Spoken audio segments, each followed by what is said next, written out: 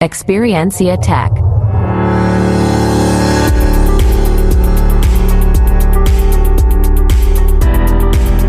Hola, ¿cómo están? Esto es Experiencia Tech, el podcast hecho para personas que queremos hablar de innovación, tecnología, humanidad y experiencia de clientes.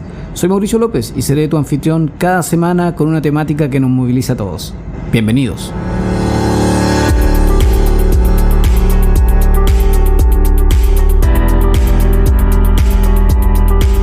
Hola a todos, ¿cómo están? Acá Mauricio López en un nuevo capítulo de Experiencia Tech. Hoy con una conversación humana, de esas conversaciones que nos gustan.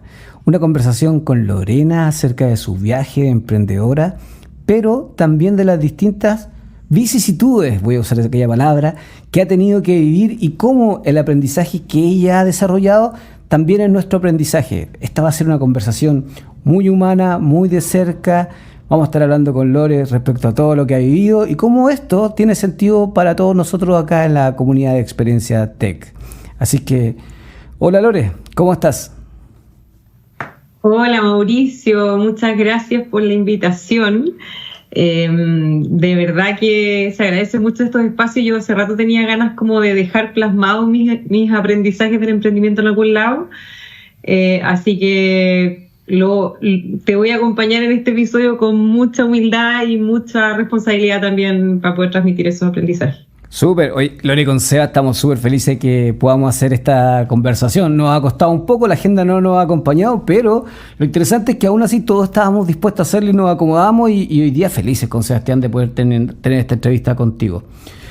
Lore, comencemos del inicio, contémosle a la audiencia, cuéntale a Seba y a mí quién es Lorena, cuál ha sido su viaje de emprendimiento, dónde comenzó esto, dónde apareció esa chispa de emprendimiento que a todo el mundo nos mueve en algún momento, nos hace mover la guata, las emociones, flores y todo ese tipo de cosas. ¿Cómo comenzó en Lorena? Ya, bueno, yo la verdad que de dónde vengo, mis orígenes, qué sé yo creo que mi origen es como un poco fome quizás. Estudié una carrera súper tradicional. Partí mi carrera profesional también como muy tradicional en una gran empresa multinacional, corporativa, bien burocrática, bien política. Una carrera bastante exitosa, pero de alguna manera a mí no me terminaba de encajar ese éxito. O yo en algún momento me empezó a pasar que, además de que tuve burnout, ese burnout probablemente venía porque no me sentía feliz, a pesar de que había cumplido quizás todos los checks de, no sé, estudié una carrera, check, estoy en una buena empresa, tengo un buen trabajo, check, me casé, check, me compré mi casa, check, y ¿qué pasa que no soy feliz? O sea, ¿dónde está la felicidad? Y ahí eso me empezó a generar como un poco un agotamiento, una ansiedad, y ahí empezaron quizás como los primeros brotes de decir, pucha, me gustaría manejar mis tiempos, me gustaría ser mi propia jefa, me gustaría yo decidir qué quiero hacer. La libertad un poco es lo que gatilló quizá y el exceso de burnout, esas ganas de emprender. Qué notable, ¿eh? Porque en general uno no tiene conversaciones respecto a las cosas que te hacen feliz o no feliz. Como que uno aprende con el tiempo que la felicidad está más adentro que afuera, pero que los parámetros de libertad son necesarios para poder vivir esa felicidad, para poder sentirla. Y permitirse discutirlo con uno mismo es tremendo, no es simple. Sí, tal cual. Sí, para mí fue todo un camino y de hecho probé en algún minuto varias como ideas de emprendimiento mientras estaba trabajando. Me acuerdo que en algún momento con mi marido empezamos a decir, ¿y si nos exportamos ropa de guagua? En un momento estuve como ayudando a un amigo a hacer un emprendimiento de paellas a domicilio. Y así se me ocurrieron unas ideas de proyectos turísticos. Nada prosperó, la verdad. Y como que, bueno, también uno siempre como está trabajando no tenéis mucho tiempo para dedicarle, porque el emprendimiento requiere tiempo. Entonces, mientras uno trabaja, esto que te dicen como hacerlo en paralelo, yo nunca lo logré. No se puede. Oye, porque finalmente el tiempo es muy escaso, demasiado valioso, escaso y no se puede gestionar adecuadamente cuando estás intensamente en dos temáticas. Y emprender obliga a intensidad. Uno no puede emprender suavecito. Esto no es de verdad. Exacto, exacto, sí. O sea, si uno va y para que funcione hay que ir con todo y hay que meterle tiempo, cabeza, dedicación. Sí, comparto.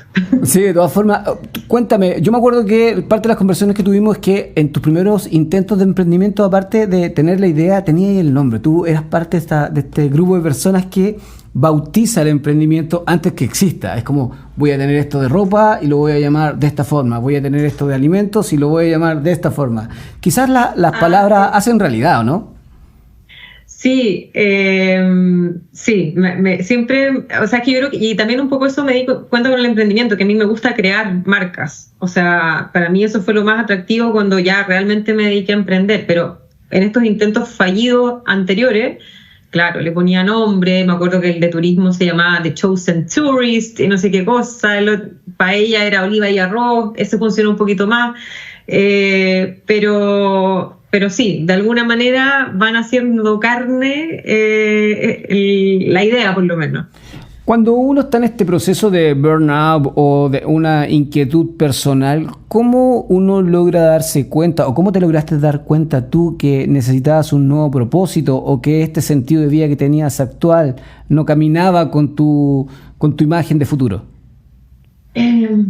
Mira, en mi caso fue como un poco casualidad. Tuve una conversación con un amigo mientras estaba trabajando que se iba a certificar como coach.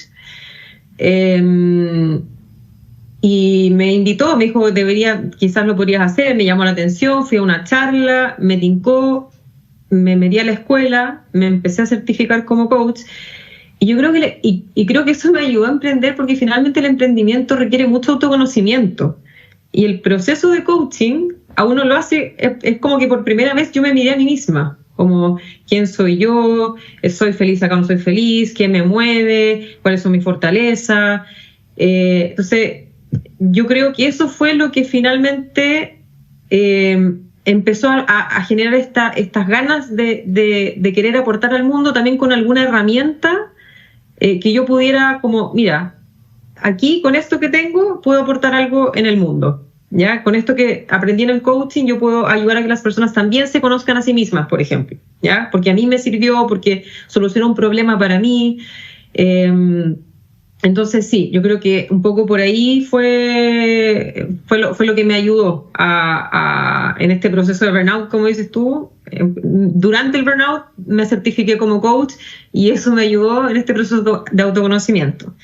Ahora, lo que realmente finalmente terminó de gatillar el proceso fue que en mi empresa donde yo llevaba 10 años hubo una gran reestructuración, mi cargo se eliminó, se fue a Brasil mi cargo y yo salí, me despidieron de la empresa,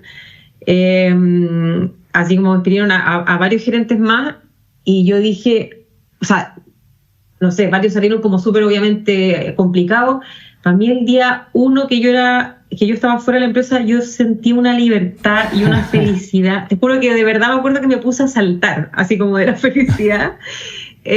Como decir, wow, soy libre y ahora es el momento, este tiempo que nunca tuve, en verdad, es ahora, porque, pucha, me acaban de pagar mi finiquito de 10 años de trabajo, me acabo de certificar como coach, me conozco a mí misma, sé lo que quiero, sé cómo puedo aportar al mundo. Este es el momento. Oye, qué bueno, porque ese es un momento de inflexión. Este es el momento que uno espera tener ese plan B listo para cuando te pase esta cosa de la salida masiva o tu salida de un espacio corporativo. No es simple y qué buena coincidencia, porque además te permitió dar el último pasito para tu consultora Beeline, se llamaba, ¿cierto? Sí, sí. O sea, mira, tampoco es que tuviera el plan, también fue inesperado lo que me despidieran, pero sí de alguna manera, como si tú se alinearon los astros para que yo ya tenía la herramienta para ponerla al servicio del mundo. Lo segundo fue que me reencontré con una ex compañera del colegio, que también ella había acabado de estudiar psicología positiva, también había pasado por un proceso de autoconocimiento muy profundo, pero ella venía con otras herramientas de autoconocimiento distintas al coaching. Además, yo había estudiado numerología ese año, que era otro proceso de autoconocimiento, y ella sabía mucho de carta astral, de tarot, qué sé yo. Entonces, teníamos unas conversaciones así como profundas, Sí. hacia la arena de quién soy yo, no sé qué, y que tú eres así porque eres 4 y eres 8 y tú que la luna en Sagitario y no sé qué. O sea, era muy entretenida nuestras conversaciones. De todas formas. Y dijimos, esta cuestión tenemos que paquetizarla, hacer un producto, entregarla al mundo. Y ahí empezamos a planificar. Ahí recién, realmente con tiempo, empezamos a idear el modelo de negocios y todo el cuento. Oye, ¿qué conversaciones más entretenidas tienen que haber sido esto? Así como, de más, carta astral, psicología positiva, coaching ontológico. O sea, no eran simples, al menos con una copa de tinto, al menos. Claro, sí, justamente. Bueno, qué pena, que nerds, pero éramos súper nerds las dos, nos gustaba como tomar desayuno y tecito, ¿cachai? Ya, también, sirve de todas formas. Ahora, lo que no le quitaba es la intensidad de la conversación, porque efectivamente me imagino yo que es la posición de estar hablando cosas demasiado entretenidas, demasiado profundas, en un ámbito muy protegido, porque para poder tener este tipo de conversaciones entre ustedes sus cercanas, pero con un tercero, necesitas un espacio de protección para poder abrirme y dialogar respecto a dónde estoy parado, cómo me siento y cómo estos otros elementos externos, internos, pueden afectar lo que estoy viviendo. Sí, tal cual. Y ahí a nosotros nos pasó que, bueno,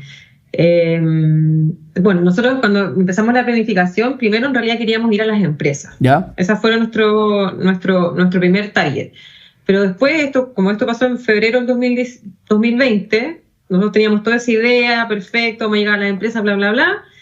Vino la pandemia Sí. y las empresas empezaron a reducir gastos, por supuesto, nadie quería invertir en nada y nosotros dijimos, chuta, y nuestro emprendimiento, bueno, vamos a empezar a hacer talleres para las personas, ¿ya? Y vamos a hacer estos talleres de autoconocimiento, de, no sé, numerología, carta astral, lo que sea, para las personas. Partimos gratis, de hecho, y también está ese desafío de ¿y cómo hacemos para que la gente en verdad se quiera conectar, quiera hablar, quiera abrir su corazón en una conversación? Y sabéis que en verdad era como el momento para hacerlo, porque la gente justamente estaba encerrada en su casa, con un pilar de emociones por la pandemia, ¿cachai? Y lo que más necesitaban en ese momento era un espacio de contención, Sí. para que alguien los escuchara, para sentirse validados por alguien, para como un abracito online, ¿cachai? No, las sesiones eran preciosas, terminaban ellos y nosotros llorando. Me lo imagino, porque además esto era un momento muy crítico, o sea, de verdad el abrazo, Sí. aunque sea tecnológico, todo contribuía. Sí. Contenernos era necesario. Sí, no, nos volvimos en verdad con mis socias expertas en Zoom, en hacer experiencias como súper significativas, muy personalizadas, muy como acogedoras. Aprendimos también que en estos talleres en el fondo teníamos que 20% hablar nosotras y el 80% tenía que hablar la gente. Entonces sí, era como fue bien enriquecedor ese proceso. ¿Y qué aprendiste, o mejor, antes del aprendizaje, qué cambio tuviste a propósito de moverte de un B2C a un B2B en la adecuación de los escenarios? Porque afortunadamente la pandemia no duró para siempre, desafortunadamente para muchos también afecta los procesos creativos que estaban desarrollando. Sí, o sea, mira, nosotros, como decía, partimos pensando en ir B2B, después nos fuimos B2C por contingencia. El B2C le empezó a ir bien, empezó a crecer las ventas, a la gente le gustaban los talleres, teníamos mucha variedad de talleres, pero de repente se empezaron a abrir las restricciones de poder salir de la casa, de ir a, no sé, a un restaurante, que los permisos y todo el cuento de la pandemia. Y claro, la gente no quería estar más encerrada, pues quería solo salir a la naturaleza, entonces menos un posible, ojalá. Y ahí, claro, las ventas pasamos, me acuerdo, no sé, bajaron, diría el 90% nos bajaron las ventas. Cacha. Y fue como chuta, nos estresamos, por supuesto, tenemos que hacer algo. Y ahí dijimos, aquí hablamos a las empresas, ¿ya? Y ahí cambiamos todo nuestro modelo de negocio rápidamente, salimos de Instagram para LinkedIn, y empezamos a comunicar a través de LinkedIn. Igual nos llegaban a veces personas de recursos humanos por Instagram, porque al final el consumidor está en todos lados, sí, claro. pero sí activamos LinkedIn, y ahí, claro, fue un buen movimiento estratégico, porque efectivamente nos dimos cuenta que ahí estaban las lucas finalmente. Claro. O sea, ahí estaban las lucas, quizás la compra es más lenta, cuesta más que te pesquen en el fondo, pero cuando te pescan, ahí es como menor el esfuerzo, ¿cachai? Por un buen ticket de compra. Sí, obvio. O sea, la vuelta es más larga porque tenés que hacer este proceso como de casi de consultoría en la conversación con el B2B hasta que lo puedes cerrar. Y si lo cierras, el ticket es distinto. No andas persiguiendo a un B2C cada uno a la vez, que finalmente la vuelta es larguísima y cara. Sí.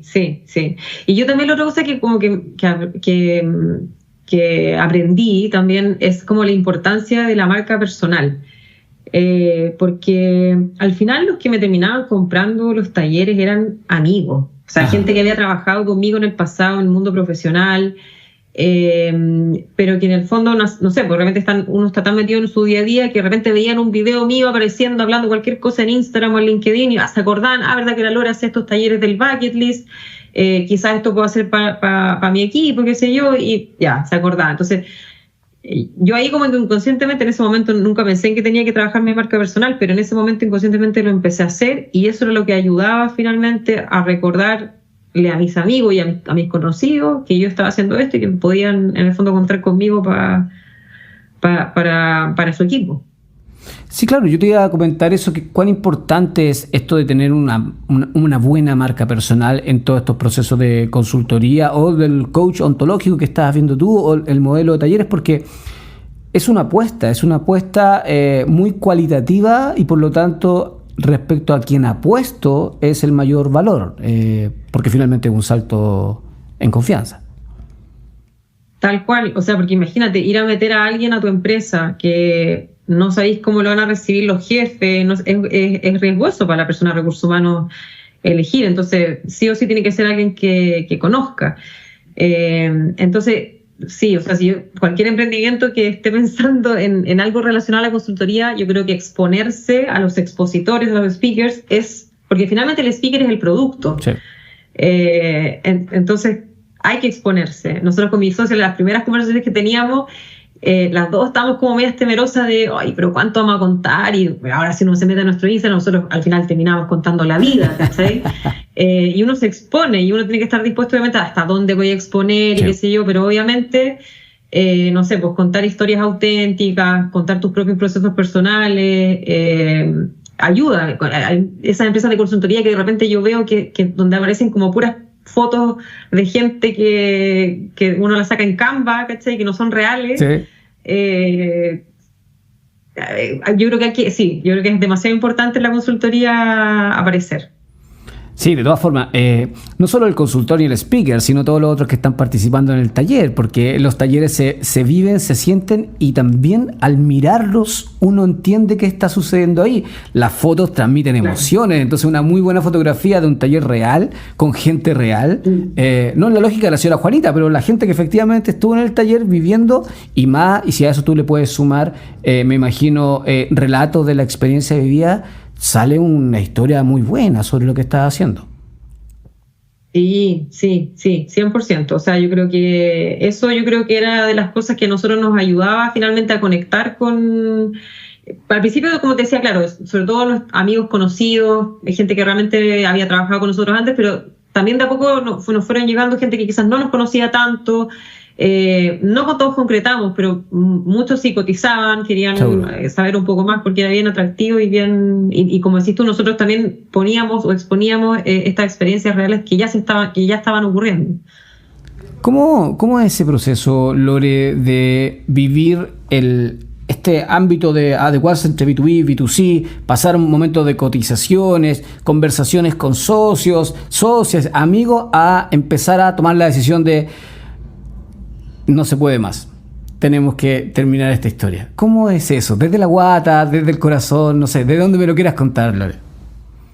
Sí, es difícil, fue triste, o sea, claro, nuestro emprendimiento finalmente no prosperó, porque, más que nada porque nosotros quizás lo podríamos haber seguido intentando, pero las dos teníamos un deadline no sé, de ahorros, qué sé yo, entonces teníamos cierta expectativa de cuánto teníamos que ganar y la verdad es que nunca logramos llegar a nuestra expectativa de sueldo. Entonces también uno ahí tiene que ver cuánto espalda financiera tiene, hasta cuánto puede aguantar, creo que eso es importante definirlo, porque si no se cumple, bueno, siempre uno puede volver a recomenzar, ¿no? Y también eso mismo yo creo que gatilló ciertas como tensiones con mi socia, porque las dos estábamos muy estresadas. En algún minuto estábamos como muy preocupadas del número, de la cifra, de cuánto estamos vendiendo.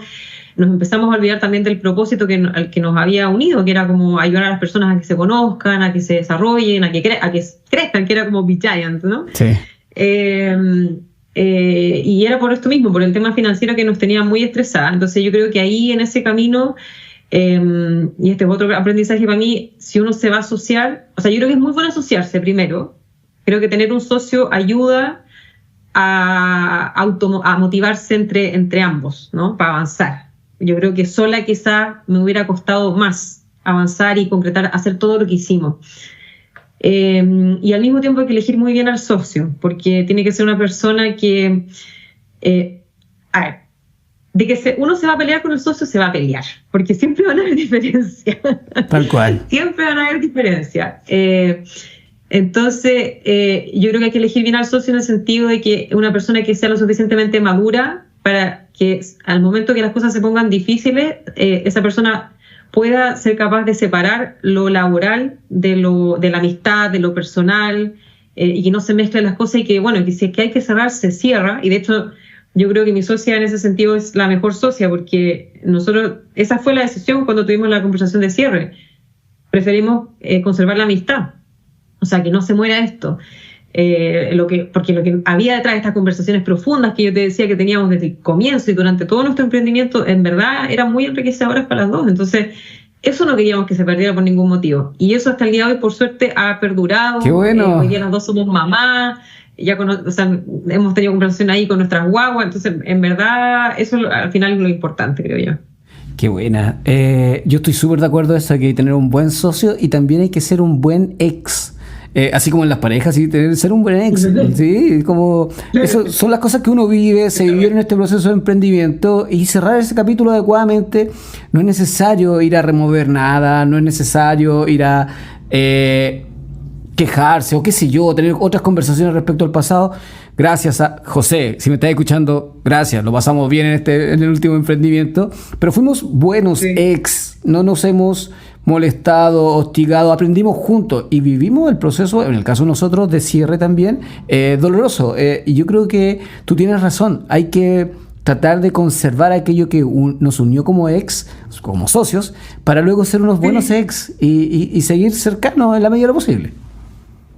Me gustó ese concepto, ser buen ex. Sí, está bien. Me gusta, sí, de todas maneras, pues al final eso es lo más importante, y yo en ese sentido agradezco un montón también a la Dani, porque creo que siempre nuestras conversaciones sobre el emprendimiento y las que hemos tenido después de eso han sido de crecimiento, como, no sé, por ejemplo, decíamos, quizás deberíamos haber tenido un tercer socio, ¿cachai? Para que nos ayudara a decidir cuando... Yo siempre pensaba, porque a veces era mi palabra contra la de ella, o su palabra contra la mía. Entonces, un tercero quizás podría haber como, bueno, por último, por votación, ¿no? Sí, claro.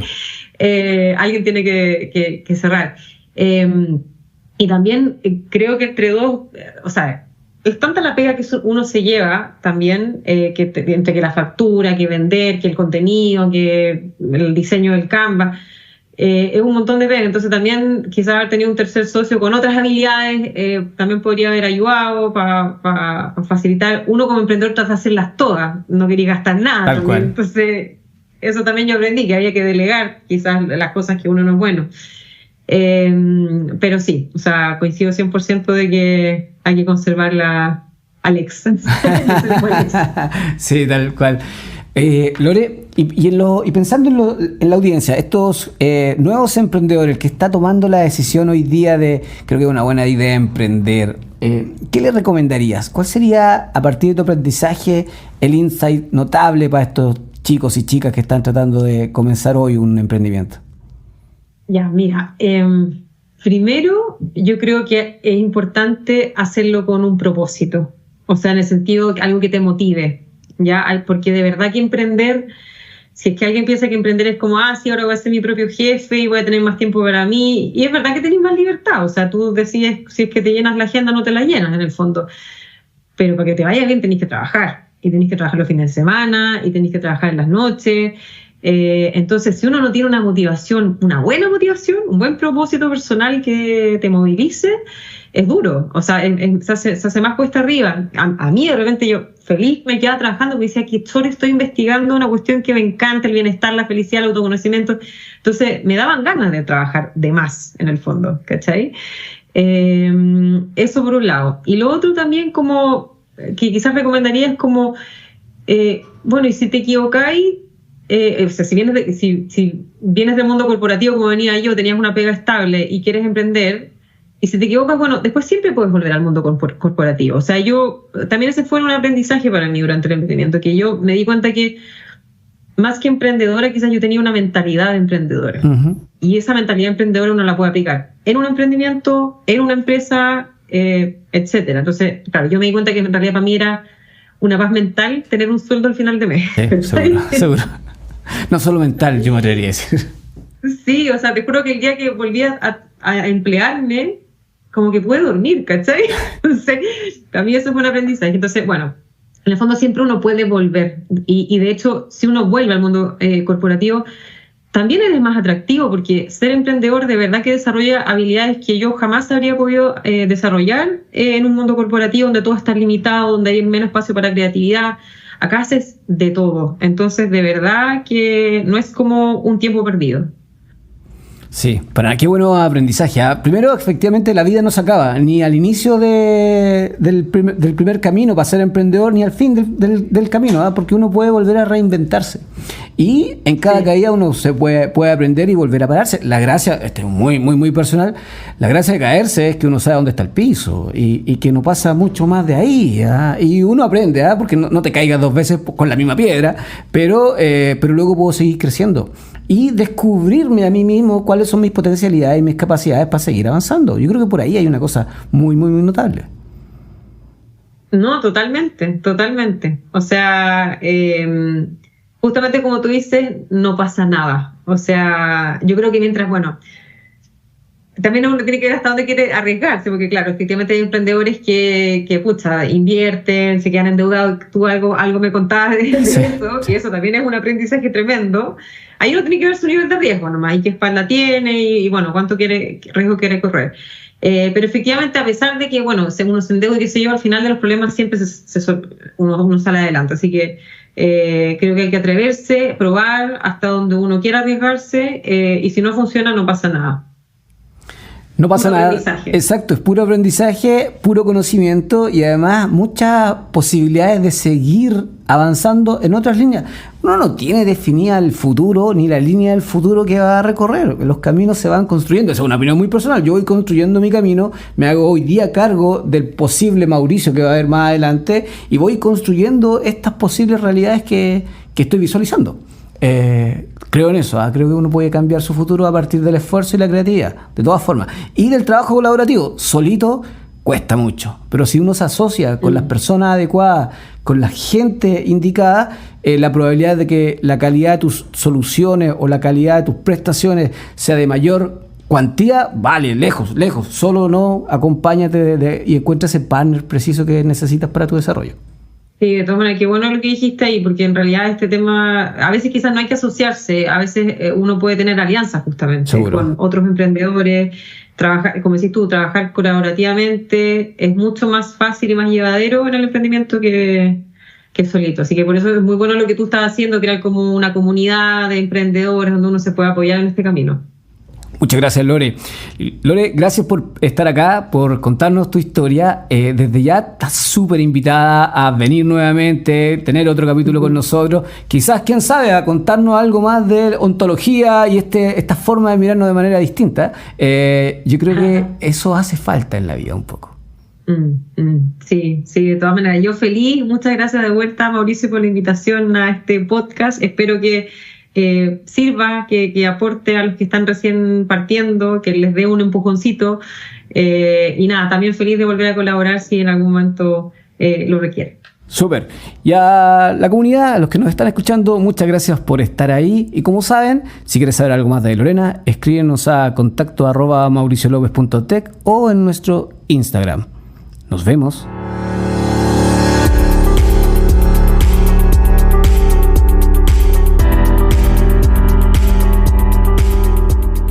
Bueno, espero que hayan disfrutado este capítulo. Si deseas profundizar o contactarme, escríbeme a contacto@mauriciolopez.tech y te responderé lo más rápidamente posible. En los sonidos estuvo Sebastián Alarcón, yo soy Mauricio López y esto fue Experiencia Tech. Nos vemos.